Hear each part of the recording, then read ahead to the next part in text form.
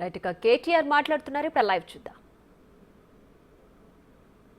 మనందరికీ నేను క్షమించమని కూడా అడిగినాను, కాబట్టి నేను ముందుకు వచ్చి ఆ మాట చెప్పినాను. నేను మరి రేవంత్ రెడ్డి గారిని అడుగుతాను, మీరు మాట్లాడిన పనికిమాల మాట మన సవితక్క గురించి కానీ, సునీతక్క గురించి కానీ, కోవ లక్ష్మక్క గురించి కానీ మీకు ఆ ఇంగితం కానీ సంస్కారం కానీ? రేవంత్ రెడ్డి గారు అమెరికా అధ్యక్షుడు కాబోతున్నాడు. నేను కూడా చెప్తా, ఏముంది స్టోరీ? దీన్నే అంటారు, చెప్తున్నా. రేవంత్ రెడ్డి గారు తొందరలో అమెరికా అధ్యక్షుడు కాబోతున్నాడు. మొన్న ఆయన ఎవరు చెప్పింది కదా అక్కడ మీటింగ్లో, కేజీఎఫ్లో వెళ్ళను, మనోడు ఎవడో అవుతాడు అమెరికా అధ్యక్షుడు అని. ఈయన అవుతాడేమో మరి. ట్రంప్ గారు సరిపోతలేరంటే ఈయన పిలుస్తున్నారంట.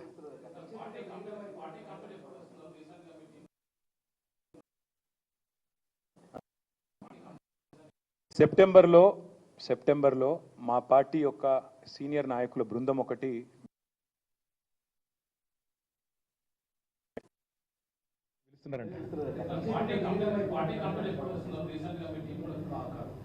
ఎన్నిసార్లు చెప్పాలి మరి అదే మాట?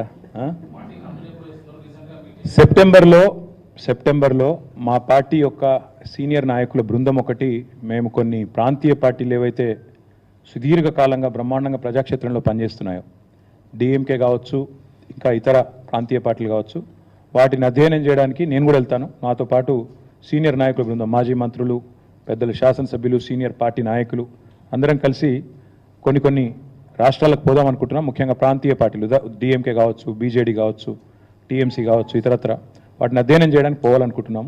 సెప్టెంబర్లో ఆ పని చేస్తాం. చేసి వచ్చిన తర్వాత, ఎందుకంటే ఒక్కొక్క చోట ఒక్కొక్క స్ట్రక్చర్ ఉంది. ఇప్పటిదాకా ఒక ఎక్స్ఎమ్మెల్యే డిఎంకే శేఖర్ గారని వచ్చారు, ఇందాక ఆయన చెప్తా ఉండే వివరంగా ఎట్లా డిఎంకే పార్టీ స్ట్రక్చర్ ఉంది, ఎట్లా ఇన్స్టిట్యూషనలైజ్ అయిందని చెప్తా ఉండే.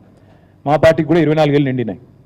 భవిష్యత్తు ఇంకెట్లుండాలి, ఎంత సుదృఢంగా నిర్మించాలి, దీని విషయంలో తప్పకుండా ఇప్పుడు, ఎందుకంటే మొదటిసారి ప్రతిపక్ష పాత్ర, ఇదివరకు ఉద్యమ పార్టీగా ఉన్నాం, తర్వాత అధికార పార్టీ మొదటిసారి ప్రతిపక్ష పాత్ర పోషిస్తున్నాం. కాబట్టి we also have to adapt, learn, unlearn, make a fresh beginning. తప్పకుండా అందుకే ఇతర రాష్ట్రాల్లో పరిస్థితులు, అక్కడ ఉండే పార్టీలు, వాటి యొక్క అనుభవాలు అన్నీ అధ్యయనం చేసిన తర్వాత will come out with new committees, new membership, all things that we need to do. అంటే ఇప్పుడు ఉన్న కమిటీలు ఉన్నాయి, కొత్త కమిటీలు ఏవైతే వేసుకోవాలో, ఎక్కడెక్కడైనా గ్యాప్స్ ఉంటే పూడ్చుకోవడం, అవన్నీ కూడా సెప్టెంబర్ తర్వాత చేస్తాం. ఓకేనా?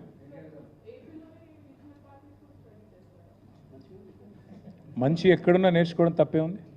డెఫినెట్గా Telugu Desam party and YSRCP party రెండు కూడా రీజనల్ స్ట్రాంగ్ పార్టీస్. వాటిలో కూడా ఐఎమ్ షూర్